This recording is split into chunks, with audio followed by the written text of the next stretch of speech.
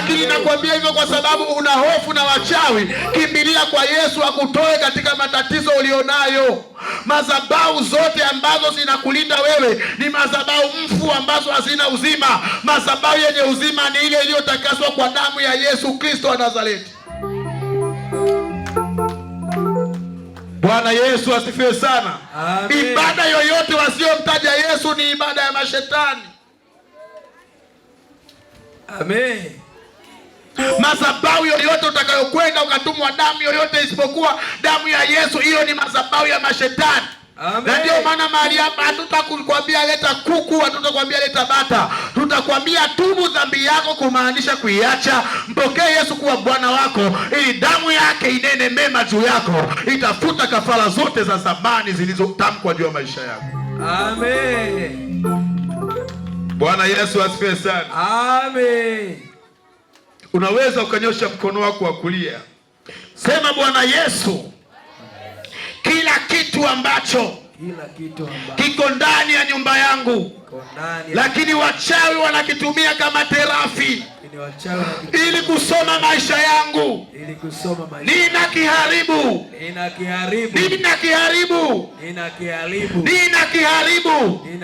kwa jina la Yesu. Sema amen. Amen. Unaweza ukawa na kitu, kifaa chochote ndani, lakini mchawi akakitumia kama terafi kusoma maisha yako kabisa. Na wakati mwingine maombi yetu walokole ni maombi mabaya. Yaani mlokole sasa anafika nyumbani kwake, anataka kulala, anasema, Bwana Yesu, ninavikabidhi vyote vilivyoko ndani ya nyumba yangu. Hivi vyote Bwana Yesu viwe hai. Kila kilichoko ndani ya nyumba yangu kiwe hai. Nakataa kufa katika nyumba yangu. Yaani maana yake hadi terafi ziwe hai. Kama wamekutegea mtego nao uwe hai. Na mapepo kama yako humu yanasema tumetamkiwa ulinzi. Mpaka mapepo unayaambia yawe hai, yataendelea kuwa hai. Huwa tunapoomba tunabagua. Sema, Bwana Yesu, kama kuna terafi au nguvu ya kishirikina, kwanza naiondoa ife, alafu vilivyobaki viwe hai. Sema kwa jina la Yesu. Amen. Bwana Yesu asifiwe sana. Amen. Unasema kama kuna rafiki ambaye huyo rafiki ndio terafi za kichawi, ili aje asome maisha yangu, kuanzia leo ninamweka kama mashariki ilivyo mbali na magharibi. Ninaweka marafiki wote ambao ni terafi za kichawi mbali na maisha yangu. Ukisema hivyo kwa jina la Yesu, utaanza kuona wale marafiki waliokuwa best friend wanaanza kuwa mbali na wewe, kwa sababu damu ya Yesu inaweka ukuta katikati yenu. Amen. Bwana Yesu asifiwe sana. Amen. Bwana Yesu asifiwe sana. Amen. Mwana kila kala, najua kabisa wazi kwamba unanisikia. Na popote ulipo hapo unaponisikia, dawa ni toba. Na kama ndani ya moyo wako tayari umeishafikiria toba, kwamba hakika mimi ni mwenye dhambi na ninahitaji utakaso, nataka nikwambie haya ndiyo maneno ya ushindi ambayo mimi ninakupa. Popote utakapokwenda utakuwa mzima na salama. Ardhi yoyote utakayokanyaga, hakuna mahali utakwenda ulogwe. Bwana Yesu asifiwe sana. Amen. Bwana Yesu asifiwe sana. Amen. Sema, Bwana Yesu. Bwana Yesu. Sema, Bwana Yesu. Bwana Yesu. Kila sadaka niliyoitoa wenye madhabahu za mashetani, na naendelea kuongea juu ya maisha yangu, leo sadaka hiyo ninaibatilisha, ninaifunga, haitaendelea. Sema amen. Amen. Hakuna kufunguliwa kusiko na maneno, hakuna kuloga. Nenda kwa mchawi yeyote, hawezi kuloga bila kuongea, na huwezi kufunguliwa bila kuongea. Na ndio maana unaambiwa mtu yeyote anayetaka wokovu sharti akiri kwa kinywa chake ya kwamba Yesu ni Bwana, na aamini moyoni mwake ya kwamba Yesu alikuja kwa ajili yake. Bwana Yesu asifiwe sana. Kwa nini tunakiri kwa kinywa chetu? Ukiri ndio unaofuta madhabahu, na ukiri ndio unaojenga madhabahu.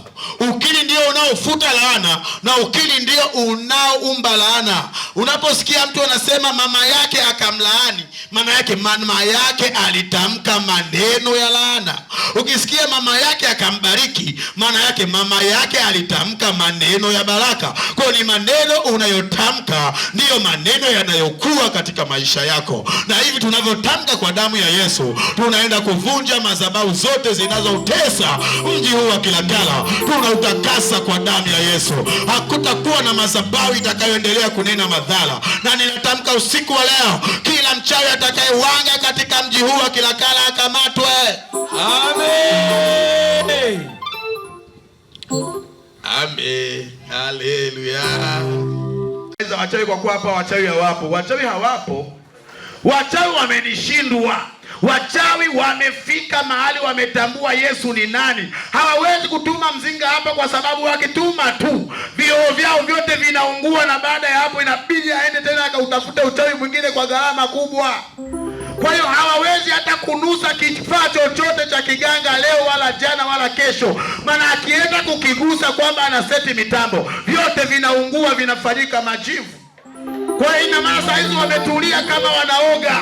Ina maana wanasubiri mkutano uishe, na tukiongeza siku tukasema Jumatatu siku ya 4, yaani hao jamaa watanuna zaidi, kwa sababu nafahamu Yesu akiingia mahali anafagia kila madhabahu. Amen. Tulikuwa mahali panaitwa Kiwangwa, Pwani huko, mkoa wa Pwani, mahali mmoja panaitwa Kiwangwa. Tumehubiri sasa siku moja, mimi kila ninapohubiri huwa na wachallenge sana wachawi. Naambia kuna mchawi hapa bwana. Yaani mchawi unaenda kuloga Mbugia Ugoro. Utashindwa hivi mtu Mbugia Ugoro si unamuua tu. Kama wewe ni mchawi loge bibi. Sasa wakasikiliza wale wachawi wakasema hapana. Kiwangwa haijawahi kuzalauliwa. Bagamoyo hii haijawahi kuzalauliwa wala Kiwangwa. Hebu tumfanyie huyu mtoto mpaka aelewe sisi ni nani. Wakajipanga, mimi sielewi. Nikamwambia kesho nitapanda madhabahu hii, hata mafua sitakuwa nayo. Basi kesho yake nimepanda. Bwana Yesu asifiwe sana. Amen. Tunaendelea hapo, mhubiri na ubiri, nimekaa pale pembeni. Wakaja wazee wawili. Wale wazee kama wamelewa hivi. Wanakuja wanatikisika kama wamelewa, wanaangalia, alafu wanazungusha. Walikuwa wana bangili wamezivaa kwenye mkono. Wanazungusha zile bangili, wanaziangalia, wanaonyesha kwenye mkutano zile bangili zao, wanafanya hivi. Sasa mimi nimewaangalia toka mbali, wanasogea. Mwisho wa siku na wao wakavutiwa na Injili, wakasogea hadi karibu na Injili. Bwana Yesu asifiwe sana. Amen. Sasa wanauliza, wanasema huyo alikuwa anahubiri jana Pastor Tito ni nani? Ni nani kwa hawa? Ni nani? Kwa hiyo Pastor Tito ndo huyo. Bwana Yesu asifiwe sana. Amen. Sema hapana, ngoja tuone. Sasa nikasogea, akasema imekuwaje? Akasema au hapa wanasema wanamuulizia Pastor Tito. Nikamwambia kwani kuna shida gani? Akasema yaani tumefika tu hapa vimekufa, si unaona? Yaani vimekufa. Anazungusha zile nani zake, akasema vimeshakufa vyote. Bwana kwani mtu wa wapi? Tupe hiyo dawa ambayo wewe unaitumia.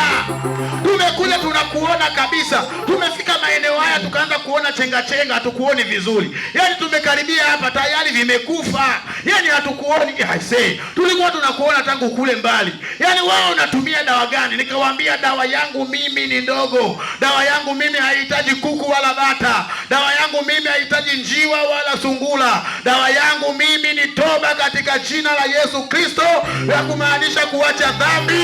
Hiyo ndiyo dawa ya wachawi, hiyo ndiyo dawa ya magonjwa, hiyo ndiyo dawa ya udhaifu, hiyo ndiyo dawa ya kila shida ambayo inakupata ndugu yangu. Wewe ambaye unasema wachawi wananionea, wachawi wananiloga, dawa ni kutumia dhambi yako, kumaanisha kuiacha. Damu ya Yesu ikikutakasa, madhabahu za kichawi haweziwezi kukuona tena. Amen. Sema vimekufa alo, hatuoni tena. Nikamwambia sasa mkiondoka mahali hapa, huko mnakokwenda, yale madhara mlioniwazia yanawapata nyie. Wakasema hatuwezi kuondoka. Yaani hatuwezi kuondoka. Usipotupa hao dawa wako hatuwezi kuondoka. Nikamwambia haya pigeni. Walipiga magoti kwenye vumbi. Waliongozwa sala ya toba na tukaingiza ndani kuwaombea. Waganga wawili wakaokoka, na huyo mmoja akachukua namba yangu, aliendelea kunipigia na nisalimia mpaka leo. Amen. Nataka waganga wa Kilakala wakimbilie kwa Yesu. Amen. Uganga ni fashion ya zamani. Wewe unayefanya uganga unaotafuta pesa, nataka nikwambie utakufa masikini. Huo nataka nikwambie unaofanya wewe ni laana mbele za Bwana. Huwezi ukafanikiwa kwa uganga wa kienyeji, hizo ni laana. Unaposotea watu usiku, hiyo ni laana. Unapoua watu, hiyo ni laana. Unapotamkia watu madhara, hiyo ni laana. Unapopiga ramli, hiyo ni laana. Kimbilia kwa Yesu akuweke huru kwa jina la Yesu. Amen. Unasema mkutano gani ule? Mkutano gani ule? Mkutano gani? Mkutano gani? Watu wananisikiliza, watu wananielewa. Watu wanatamani kabisa ukimbilia hapa, lakini wanasema mazingira yangu hayaruhusu. Unasema mkutano gani wewe? Nataka nikwambie mkutano huu una nguvu ya ajabu katika ulimwengu wa roho, na huko unaweka watu huru. Nataka nikwambie kama unataka uponyaji na kufunguliwa, kimbilia kwa Yesu Kristo. Amen. Kimbilia kwake Yesu ikiwezekana. Hawa watumishi wa Mungu wameimba vizuri sana. Amen. Bwana Yesu asifiwe sana. Amen. Ikiwezekana maana yake una hiari ya kumkataa Yesu, sio lazima, na una hiari ya kumpokea. Bwana Yesu asifiwe sana. Amen. Wewe ambaye unasema ya kwamba siku 3 hizi nataka kuzitumia, hautabaki na hali ya kawaida. Utaona maisha mapya katika maisha yako. Utaanza kuona nuru yako inaangaza. Utaanza kuona maisha yako yanarudi. Kuna watu ambao mmeibiwa mkiwa bado tumboni mwa mama zenu. Yaani unazaliwa umeshaibiwa kila kitu. Kila unakokwenda wewe unadharaulika. Na hata uelewi kwa nini unadharaulika. Wewe ni wa kuonewa, wewe ni wa kudhulumiwa, wewe ni wa kuzushiwa. Kila unakokwenda wewe unazushiwa. Nataka nikwambie ukiisha kuibiwa vitu vyote ndani ya roho yako na waganga wa kienyeji, unaishi kama msukule unapoendelea kushupaza shingo. Nataka nikwambie ndio wale ambao wanakufa kabla ya siku zao, lakini Yesu amekuja kukurejeshea miaka iliyoliwa na palale madumadu nzige. Bwana Yesu asifiwe sana. Amen. Yeyote ambaye anasema nina kiharusi na yupo nyumbani, ndugu mnaonisikia, msombeni na hicho kiharusi chake, hata kama ana miaka 2 ndani, ameparalyze, hatembei, sijui amedondokea choni au bafuni. Hiyo michezo tumeifahamu tangu zamani. Mlete mahali hapa, atatoka anatembea. Amen. Bwana Yesu asifiwe sana. Amen. Hakuna ugonjwa unaoitwa kiharusi. Hakuna ugonjwa unaoitwa pumu. Hakuna ugonjwa unaoitwa ukimwi. Hata wataalamu wenyewe wanakuambia ni upungufu wa kinga. Yaani maana yake hakuna ugonjwa unaoitwa ukimwi, haupo. Bwana Yesu asifiwe sana. Amen. Hizo zote ni laana, na unapokimbilia kwa Yesu tutakuongoza namna ya kufanya utoke kwenye pumu ya ukoo. Unakuta pumu inaambukiza. Yaani pumu ni ugonjwa ambao unazaa mtoto anazaliwa ana pumu. Sasa unajiuliza ugonjwa gani ambao unapita kwa njia ya damu? Huo sio ugonjwa, mpendwa. Hizo ni laana za ukoo, ni madhara ya kuabudu madhabahu za mashetani. Bwana Yesu asifiwe sana. Amen. Yuko mama mmoja alikuja kanisani kuombewa. Alipofika kuombewa akasema yeye ana kisukari, tena ana pressure, tena ana vitu vinatembea mwilini, yaani vinatembea kama siafu. Sasa anasema ametumia dawa sana za waganga wa kienyeji, ikashindikana. Amekwenda kwenye hospitali mpaka za kijeshi, ikashindikana. Sasa anakuja pale anasema hivi, inawezekana? Nikawaambia lazima upone kama utanisikiliza. Bwana Yesu asifiwe sana. Tumeomba zaidi ya wiki 4, hakuna kitu kilichobadilika katika maisha yake. Vile vinavyotembea mwilini viliendelea kutembea, pressure iliendelea kupanda, na alikuwa na kisukari, miguu imevimba, na ukimchoma hivi kama unamgusa, yaani ile ngozi haijirudi, inaendelea kuwa kama na shimo. Ndipo nilipokaa naye nikamwambia, huu ugonjwa kipindi unakupata uliwahi kwenda kwa waganga wa kienyeji? Akasema, yaani Mimi mwenyewe nimeagua sana na pia nimeaguliwa sana. Na waganga wa kienyeji mwanzo walinipa dawa, nikamwambia waweza kuzileta hizo dawa? Akasema naweza kuzileta. Nikamwambia kazilete hizo dawa, akasema ziko mbali sana, labda nikienda nikasafiri, maana ziko Rufiji. Akazifuata Rufiji akazileta. Nataka nikwambie, tangu nilipomuongoza sala ya toba, nikavunja zile sadaka alizozitoa kwa waganga wa kienyeji, nikachoma ile mitishamba moto, tangu hapo akaanza kuona miguu inanyauka, uso wake ukarudi, akawa mtu mzima, akawa safi, na alipokuwa akifinywa ile ngozi yake ikawa hairudi, na hadi sasa ni mzima na afya njema, kwa sababu tulipokuwa tunamuombea tulitambua wazi kwamba huyu mtu ameungamanishwa na madhabahu za kiganga. Wewe ambao unasema mbona niwahi kuombewa wala sikupona, hawa watu ni waongo, mbona hata kwa kanisani nilienda nikaombewa sikupona? Nisikilize, kama umeambatanishwa na madhabahu za kiganga na ulitoa sadaka, kuna haki kabisa hizo madhabahu kuendelea kukutawala. Na ndio maana Warumi 6:16 inasema utakapotoa nguvu zako kumtumikia, huyo ndiye atakayekutawala, iwe ni utumishi wa haki au ni utumishi wa hukumu. Bwana Yesu asifiwe sana. Amen. Bwana Yesu asifiwe sana. Kwa unaweza ukawa unazunguka wakati, kwa kweli kipindi chote unachozunguka unahangaika, ni kwa sababu umekosa madhabahu ya kukusaidia. Kimbilia kwenye madhabahu ya ukombozi uwe huru. Amen. Bwana Yesu asifiwe sana. Amen. Tutaimba kidogo. Wewe ni Baba, wewe ni Baba yetu. Wewe ni Baba, wewe ni Baba yetu. Wewe ni Mungu wa kila kala, wewe ni Baba yetu. Wewe ni Baba, wewe ni Baba yetu. Bwana Yesu ameona mateso. Bwana Yesu ameiona shida yako. Bwana Yesu amejua unavyoteswa. Kuja kwetu Kilakala ni kwa ajili ya wewe ambaye unatuelewa. Kuja kwetu Kilakala ni kwa ajili ya wewe ambaye unateswa. Kuja kwetu Kilakala ni kwa ajili ya wewe ambaye unasumbuka.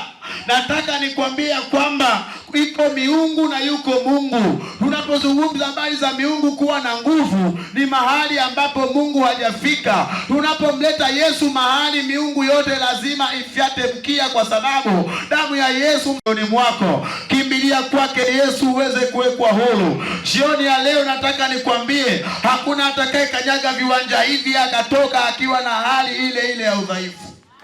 Amen. Bwana Yesu asifiwe sana. Amen. Tumeona watu jana wanafunguliwa. Tumeona watu jana wanawekwa huru. Na siku ya leo, wewe ambao unasema nahitaji uhuru, usiangalie mazingira ya ndugu zako wanasema nini.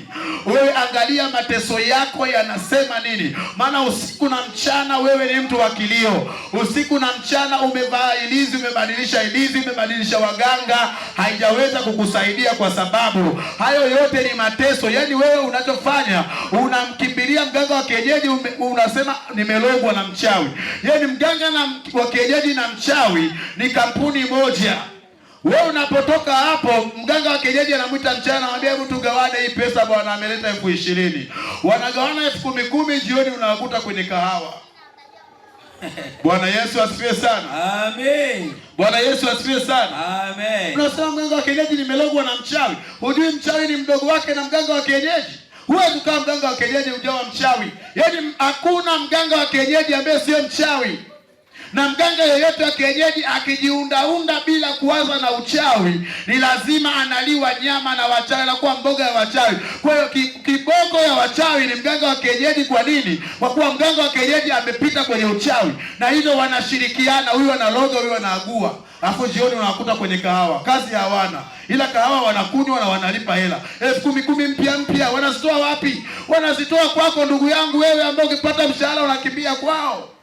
Bwana Yesu asifiwe sana. Amen. Hapa nasema leta kuku tufanye dawa. Hakuna kuku ambaye anafanya dawa. Ile damu ikiisha mwagika, kile kiwiliwili mganga anaenda kula nyama. Hakuna mahali utaenda njia panda ukute kuku wala ukute kondoo. Hamna njia panda utakayoenda ukute mbuzi. Wewe anapochinjwa yule mbuzi, anakwenda kumla mganga, anakwenda kula nyama. Alafu ukiangalia tangu lini wewe hujala kuku wa kienyeji? Na hata ukifanikiwa sana sikukuu unakula broiler. Lakini mganga wa kienyeji ukimpelekea broiler hamtaki. Mganga wa kienyeji anataka kuku mweusi kwa sababu amenona na mafuta. Bwana Yesu asifiwe sana. Amen. Bwana Yesu asifiwe sana. Amen. Kama unafikiri nakutania, wewe unaenda kwa waganga, akikutuma kuku, nenda kachukue mtoto wa kuku. Kale kakifaranga keusipi kama alivyosema, peleka uone. Mganga atakubali, shida si damu itamwagika. Uone mganga atakubali, mganga atakutukana matusi kwa sababu mganga anataka nyama ale. Bwana Yesu asifiwe sana. Amen. Na hayo mateso yote ambayo ninakuhubiri, solution ya matatizo yote haya ni Yesu wa Nazareti.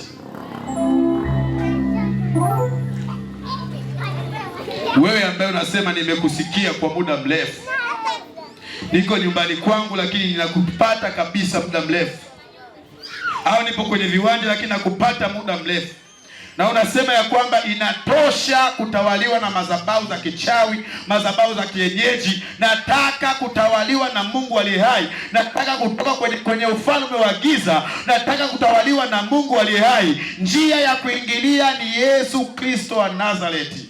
Bwana Yesu asifiwe sana. Amen. Bwana Yesu asifiwe sana. Amen. Naomba usimame hapo ulipo. Na baada ya kusimama, nataka kumwomba Mungu kwa ajili yako. Na baada ya kumwomba Mungu kwa ajili yako, nitarudisha maiki kwa kiongozi wa mkutano.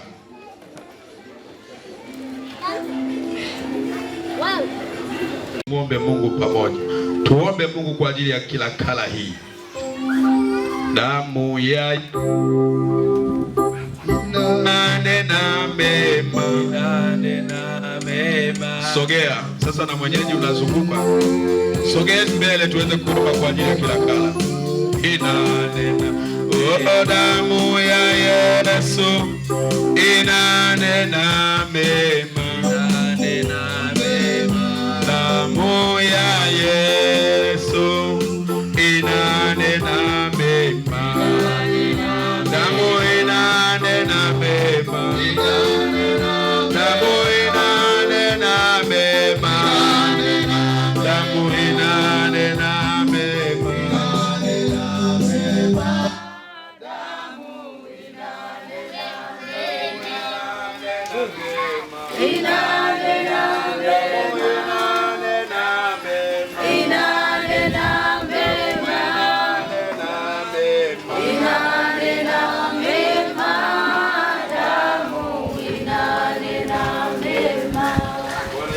Kabla hatujaiombea kila kala, nataka kuomba kwa wale ambao wanataka Yesu awe Bwana wao na Mwokozi wa maisha yao. Sogea. Sogea binti yangu mzuri.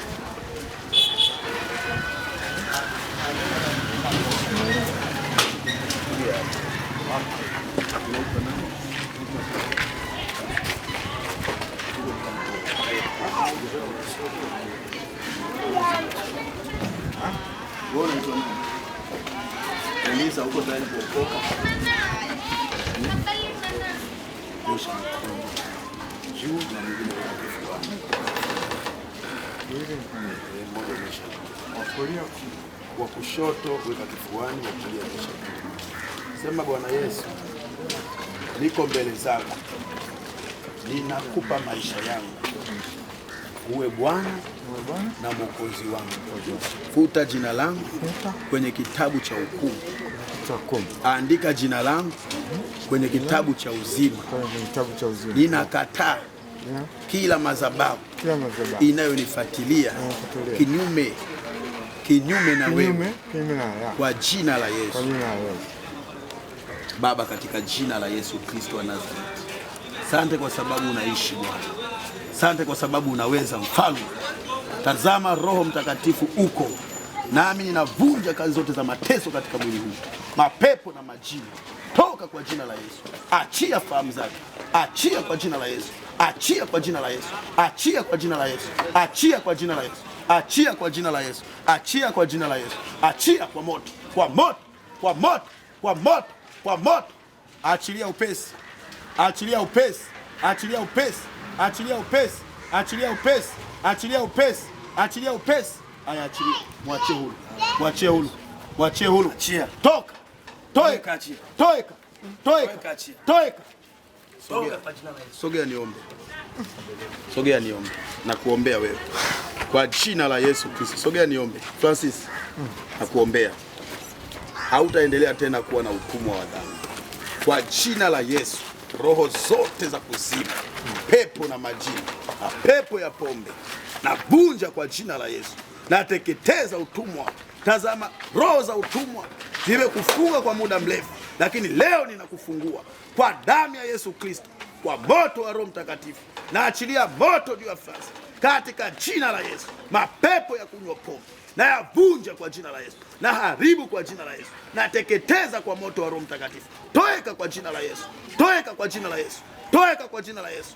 Toeka kwa jina la Yesu. Huna mamlaka kumtesa kwa moto. Sogea kidogo Francis, tuongee kidogo. Sogea tuongee. Sogea. Sogea kidogo. Sogea.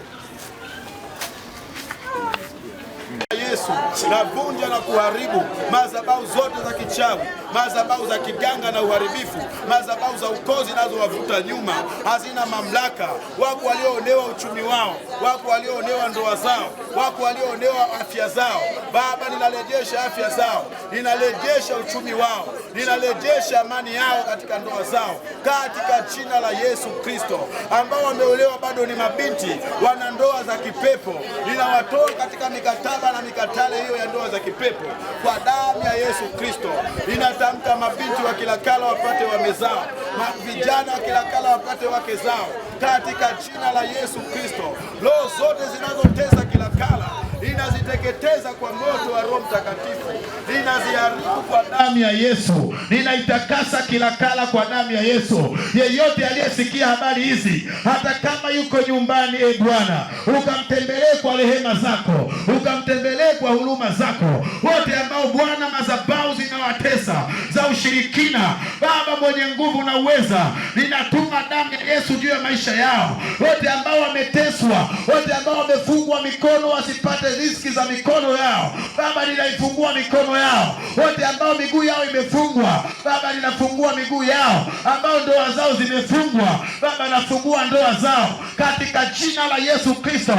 Ninatamka amani na baraka juu ya Kilakala, ninatamka nguvu na ustawi juu ya Kilakala. Wote waliofungwa katika mji wa Kilakala, ambao wamezisikia mali hizi na kuziamini, Bwana popote walipo, Bwana ninawaweka huru kwa damu ya Yesu Kristo.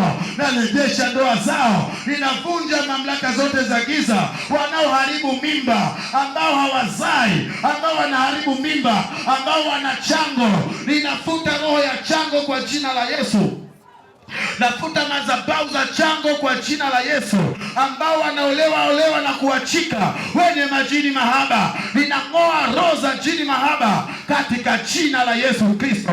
Bwana ukawarehemu, Bwana ukawatakase, Bwana ukawaponye. Naachilia uzima juu ya miili yao, naachilia uzima juu ya biashara zao, naachilia uzima juu ya kazi zao, naachilia uzima juu ya watoto wao, naachilia uzima juu ya familia zao katika jina la Yesu. Ninaharibu nguvu ya kichawi juu ya maisha yao kwa damu ya Yesu Kristo, na kwa sadaka tuliyokutolea juu ya mkutano huu, tunatamka amani na baraka juu ya Kilakala.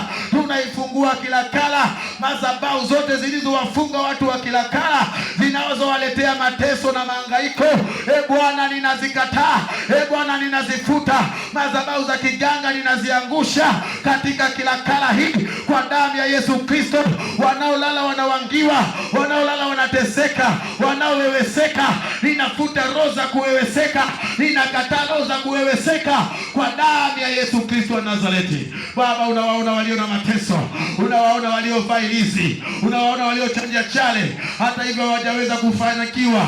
Baba, leo ninatamka kwa nguvu za Roho Mtakatifu, ukawatoe katika utumwa huo katika jina la Yesu Kristo wa Nazareti. Nisikie wewe mwana Kilakala popote ulipo, wewe ambaye uliwahi kutoa sadaka kwa mashetani, uliwahi kutoa sadaka za kujengea makaburi, uliwahi kutoa sadaka kwa waganga wa kienyeji. Wewe ambaye umenielewa vizuri tangu mwanzo, ni lazima ujue kwamba kinachokufunga ni hizo sadaka za waganga wa kienyeji bado zinaongea.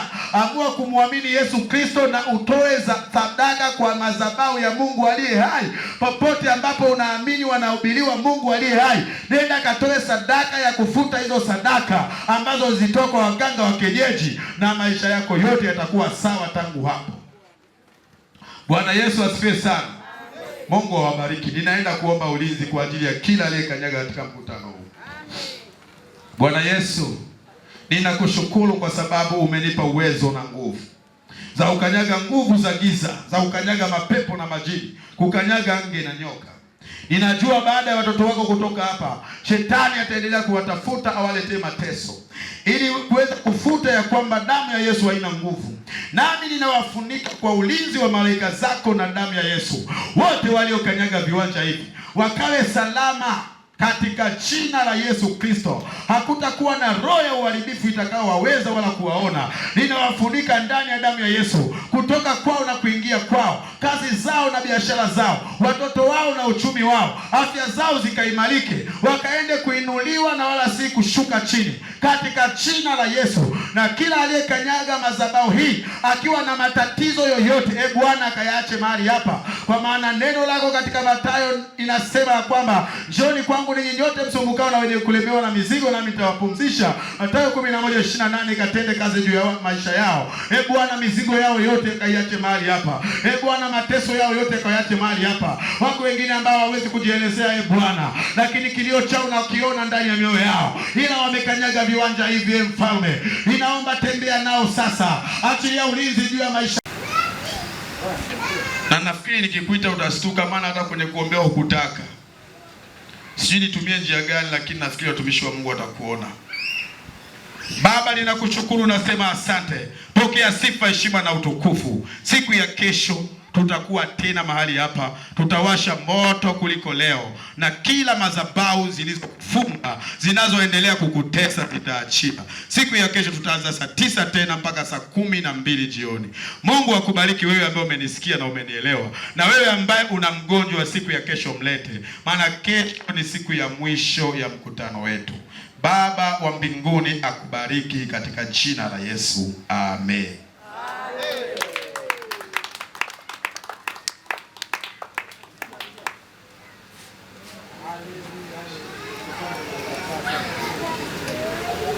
Hakuna Mungu kama wewe, hakuna Mungu kama wewe, hakuna mweza kama wewe, hakuna wewe, hakuna Mungu kama hakuna Mungu kama wewe, tu ndiwe Mungu wetu, wewe Baba Mungu wetu, wewe tu ndiwe Mungu wetu, wewe tu, wewe Baba. Basi funika macho, mshukuru Mungu ama uinuliwe Mfalme. Tunasema asante Baba kwa upendo wako ambao umetupenda siku hii ya leo. Unatenda matendo makuu ya ajabu, Mfalme wa amani, kwa jinsi ulivyompenda mwanadamu. Bwana, ni jinsi ya ajabu kumpenda mwanadamu asiyekupenda. Baba, hata sasa ingali ukitazama kila kala hii na jioni ya leo Baba, tunaleta shukrani kwako Mfalme, tukisema asante namna ambavyo ulitenda mahali hapa Mfalme. Umedhihirika huku na uwezo wako mtakatifu. Tunasema asante Baba kwa jinsi ambavyo umetuhudumia. Tunashukuru Bwana wa majeshi, tumebarikiwa. Tunasema asante. Pokea sifa na utukufu kwa namna ambavyo Baba umetenda. Uinuliwe na kutukuzwa milele yote Mfalme wa amani. Tunayaacha yote mikononi mwako Baba. Naomba Baba mwaminifu kaendelee kwa pamoja nasi. Utukuzwe na kuinuliwa peke yako Mfalme. Tunakushukuru mtakatifu. Baba, tunakushukuru katika jina la Yesu Kristo. Asante kwa neema ya ajabu uliyotukirimia siku ya leo. Baba, tunakushukuru kwa yote ambayo Bwana wa majeshi ametendeka katika viwanja hivi. Ninakushukuru Baba kwa ajili ya kila mmoja aliyekanyaga katika viwanja hivi.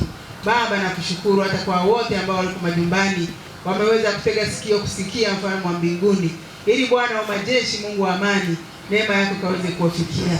Na wale ambao Baba mtakatifu watashupaza shingo siku ile wasije wakasema tuja kusikia Bwana. Baba, ninakushukuru kwa watumishi wako wote ambao Mungu wa mbinguni umewatumia kama vyombo vyako, na wenyewe wametii Bwana, wametumika mfalme wa amani. Sante kwa ajili ya kiongozi wa mkutano, sante kwa ajili ya wanakwaya, sante Baba mtakatifu kwa ajili ya mtumishi wako mchungaji ambaye Baba mtakatifu amenena maneno yako ya uzima.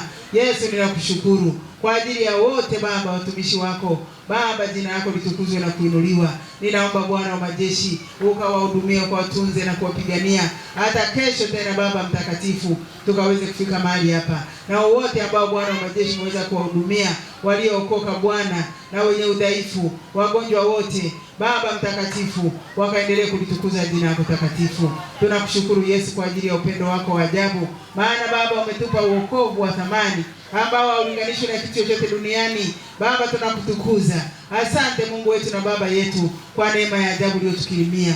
Jina lako litukuzwe na kuinuliwa. Ninawakabidhi watumishi wako mikononi mwako tunapoenda kutawanyika. Tawanyika na kila mmoja. Wengine Baba wametoka mbali, wanapanda vyombo vya moto. Ukaponye vyombo hivyo wanavyosafiria Bwana wa majeshi. Ukawafikishe salama majumbani. Na wanaotembea kwa miguu, Baba walinde Bwana, hatua zao zikaweze Baba kukanyaga katika hatua zako Yesu. Ukawatunze na kuwafikisha salama majumbani. Na wote ambao Bwana wameweza kusikia lakini wanaogopa, wanaingiaje mahali hapa, wanaogopa ndugu zao, Baba mtakatifu, ninakusihi Mungu wa mbinguni ukawafungue nafsi zao, fungua miguu, fungua mikono yao na chochote kile kinachowafunga, ili Baba mtakatifu wakaweze kupona. Mtakatifu, ninalibariki jina lako mtakatifu. Ninakushukuru Baba mtakatifu. Ninaomba ulinzi wako, naomba uzima na afya njema kama ulivyotulinda siku ya leo, hata kesho Bwana, siku ya mwisho ya mkutano. Kila mmoja Bwana ambaye Mungu umemwandaa kufika mahali hapa akaweze kuona ukuu na uweza wako, wagonjwa wakaweze kupona, watu wakaokolewe Baba mtakatifu, ambao wanaanza maisha mapya wakaanze maisha mapya. Jina lako litukuzwe na kuinuliwa. Nasema asante Mungu wetu, asante hata kwa kulinda vyombo vyetu Bwana. Utukuzwe mfalme wa amani. Hakika wewe ni Baba yetu na Mungu wetu, nasi tunajikabidhi mikononi mwako sasa. Tawanyika pamoja nasi na watumishi wako ambao wanakuwa mahali hapa muda wote. Baba, naomba ulinzi wako juu yao. Asante kwa neema yako Baba, naomba ulinzi hata kwa zetu Baba, walinde na kuwatunza. Sifa na heshima ni zako Bwana wa majeshi, na kurudishia katika kiti cha enzi. Nami Baba mtakatifu naahirisha mkutano huu kwa siku ya pili katika jina la Baba na Mwana na Roho Mtakatifu. Amen. Mungu awabariki. Shangilie Bwana. Basi twende na amani ya Bwana. Kumbuka kesho uje na rafiki yako. Amen. Mungu awabariki sana.